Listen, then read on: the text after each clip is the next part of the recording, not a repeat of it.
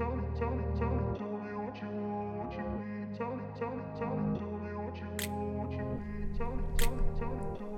pills are autopilot.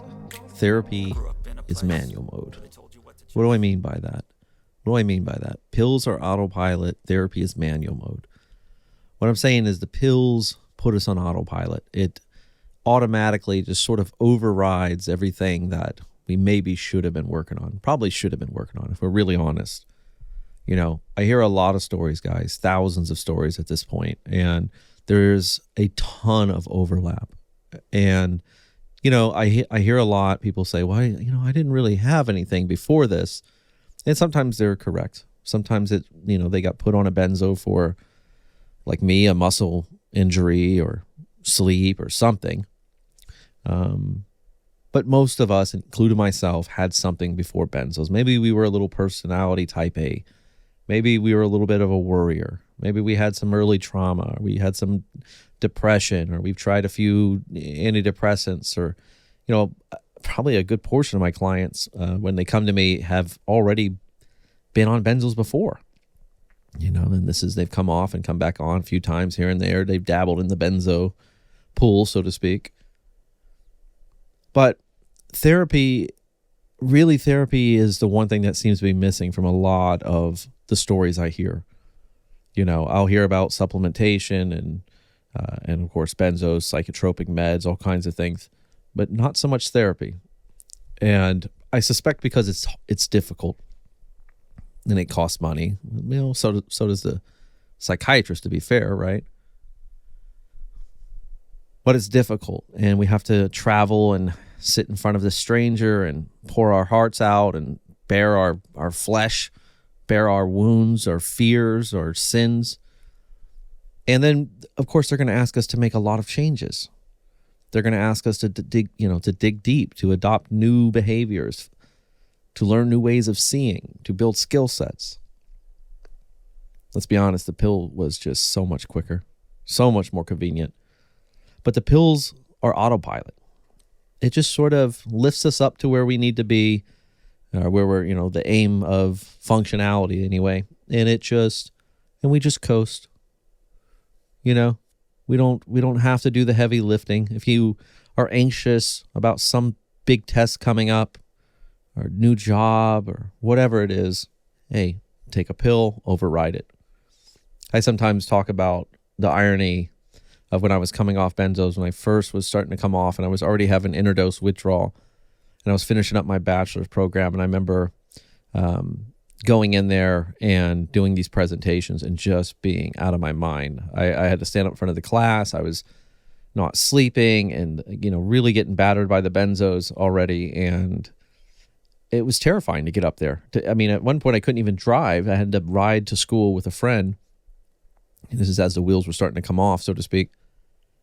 And, I'd be up there talking and I would just be trembling. My voice would be shaking. My palms are sweating. My heart's pounding. I'm just saying, please don't let me pass out in front of the class and crack my head open on the floor, or, wake up and everyone's standing around me and I'm just completely embarrassed.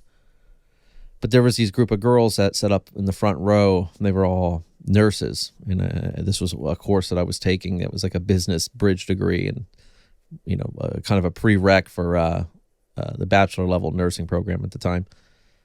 And I remember they would all joke and say, oh God, we have so much anxiety. Oh, these presentations.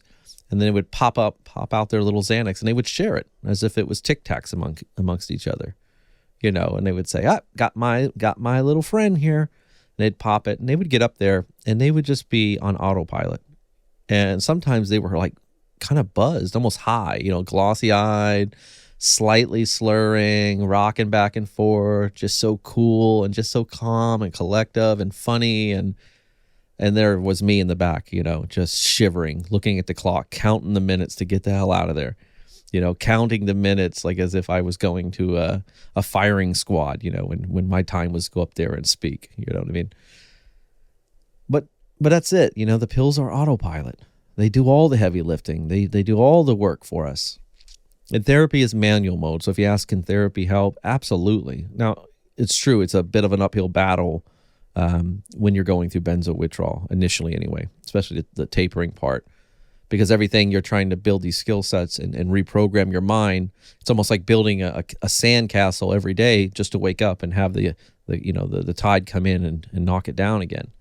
But you know what? You get better at building it. You get better at rebuilding it over and over. You get faster. You get more efficient. You find new things, new ways of building it even more efficiently and better than before.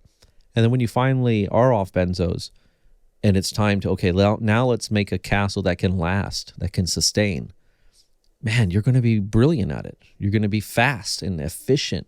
You've worked out all the hiccups, and you've just grown and developed so much. So I really encourage people to do therapy.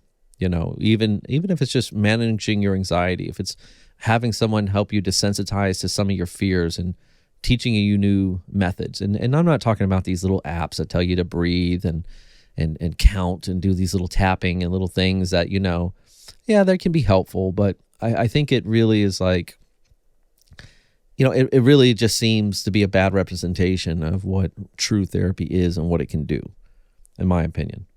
I think you see that stuff and you go, God, this is psychology.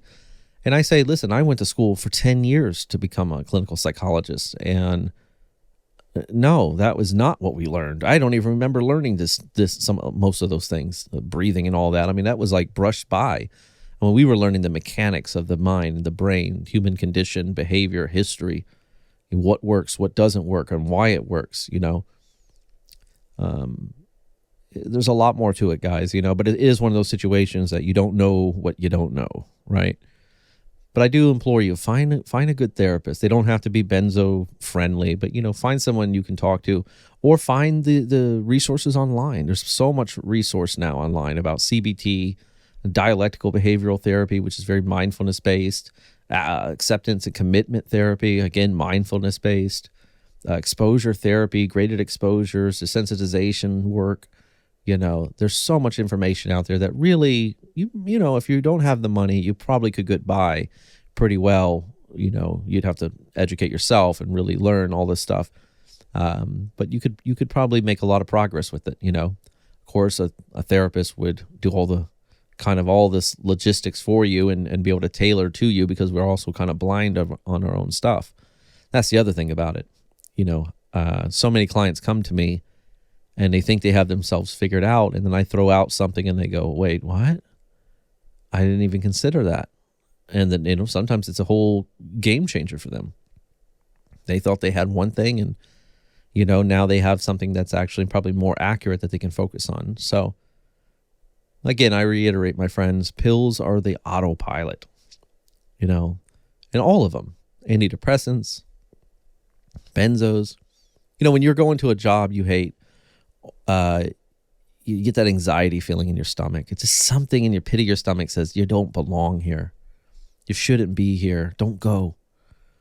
And at one point I was pre-med, and then I couldn't afford to get into med school. It was just so much money per semester.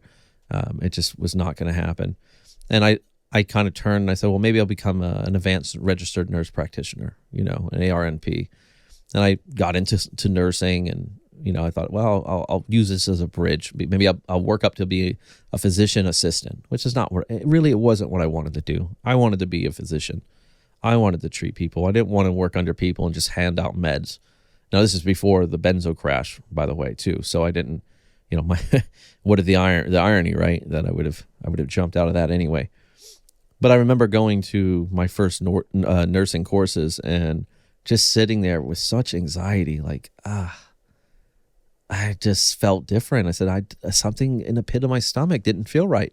And people were saying, oh, you should do this. It's good money. It's job security. And, you've already been in school for some years. And you're not getting any younger. And what are you doing? This is a big deal. It took you, 2 or 3 years of exams and testing and making straight A's and really, really hard courses. All 4 credit chemistry, micro B, A&P 1 and 2, all these, courses that are dreadful. And there I was, and I was like, but I felt this anxiety, just like a fire, just flaring up in my stomach. And finally I knew, I was like, I don't want to be here.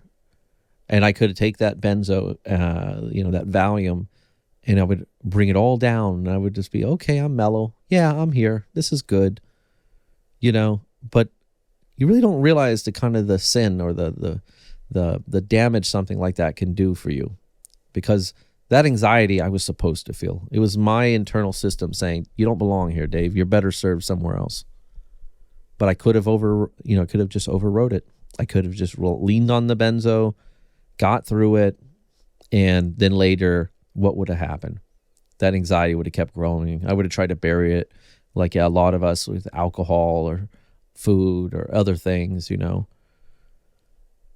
So, the fear is good. And therapy is a way that it's not intended to just mask that fear. I mean, therapy is there to, in a sense, to ask the big questions and find out, what is the fear? Why is it here? Is it healthy? Does it serve us? And if it doesn't, then here's how we can, more holistically, naturally make a big difference. And I mean a big difference. I'm talking about regrowing synapses, promoting neuroplasticity. I'm talking about real chemical brain changes, not just some kind of, good advice that feels like a little Band-Aid over a gunshot wound every now and then. I mean, real changes. I mean, changes that if you get on Google Scholar and you look up CBT and you look at CBT with studies on depression or trauma or anxiety disorders, panic disorders, OCD, agoraphobia, you will see that in long-term studies, almost every single one of them, the therapy outperforms the meds, right? Because the meds could only mask until they stop working. But with therapy, it's an investment. It's a stock. It's a stock like Apple that you get in really early that you might not see much value in it, but as the months and the years, grow, this stock skyrockets. So give it a shot, guys, or give it a chance. Give it another look, if nothing else. Pills are autopilot. Therapy is the manual mode. Therapy is us learning how to do what the pills tried to do for us. There's no easy way out, right? Okay, guys, if you like this content, give me a thumbs up, leave me a comment, show some support, help me get these, get more attention to these videos to others. And of course, if you're interested in any kind of coaching, you can learn more about my coaching at powersbenzocoaching.com. Keep your head up, guys. You're healing. You will heal. I promise you that. Talk to you soon.